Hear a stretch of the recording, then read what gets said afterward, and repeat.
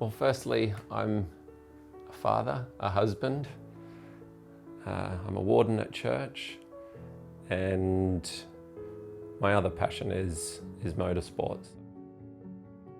I'm a mother of two and wife to this gentleman over here, and we've been through every journey possible. Well, I was 30 years old. I just turned 30. We'd driven up to Queensland to meet my family. That's where I'm originally from. And on the way home, we were in a big car accident, and it was really serious, but my wife was asleep and 5-month-old daughter in the back. And then when we got back to Sydney, I caught up with my GP, wasn't sure why I couldn't remember, and he recommended getting a few tests. One of them was a brain MRI.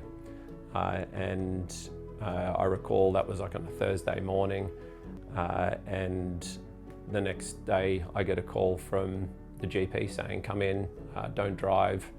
So Fiona had to come and pick me up from work, and that was when the news was delivered that they'd found it was about the size of a cricket ball, so it was a large tumour, and it was a real shock.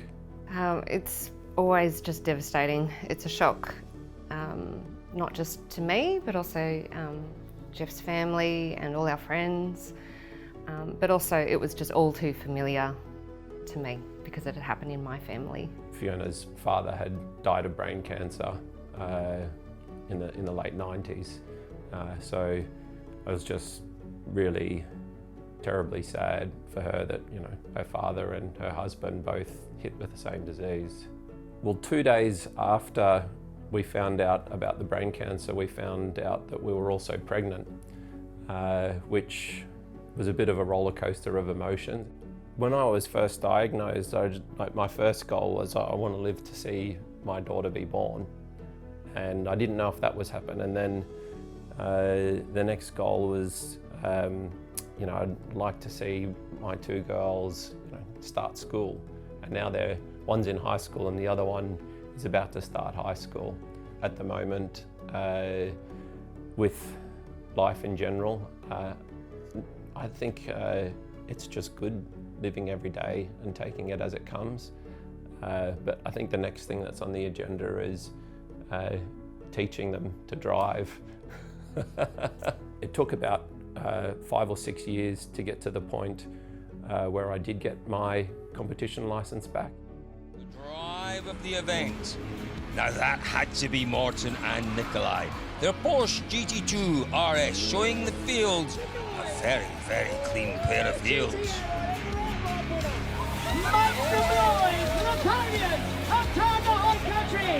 Well, many congratulations to Jeff and Damon taking the win here at Targa High Country, their first victory in the Targa. It's a long road, and a lot of time and effort has gone into getting to that point. And yeah, I'm really, really proud of what I've achieved. After the operation, you have all of these deficits, and some of the things that I was really capable of doing were taken away from me. It was like having brain damage. And I've got to say, like in the past, I was probably not the most empathetic person in terms of being such a high performer and an entrepreneur. You just don't really understand or think about what's going on for other people, and the struggles that they might have. I'd led a very blessed life up to that point. But going through this and having these deficits and effectively brain damage, and having the frustration of things that you used to being able to do and not being able to do anymore, I developed a lot of empathy for people who suffer with mental health. There's a lot of toll on families, so it's not just coming to terms with diagnosis, but yeah, everyone connected to that person is affected. 2014, when I'd stopped work but was still connected with my business, and I was getting radiation treatment, That caused me to lose some hair, and my hair was getting quite patchy, so we did a thing at work where we all shaved our heads to raise some money, and that was an interesting thing to do. In 2018, on the car that I had at the time, which was a White Lotus, I had some of the Cure Brain Cancer Foundation livery on the car to try and raise awareness and that sort of thing. And once we sold the business, we started to fund, like personally, some research into brain cancer. And I really feel that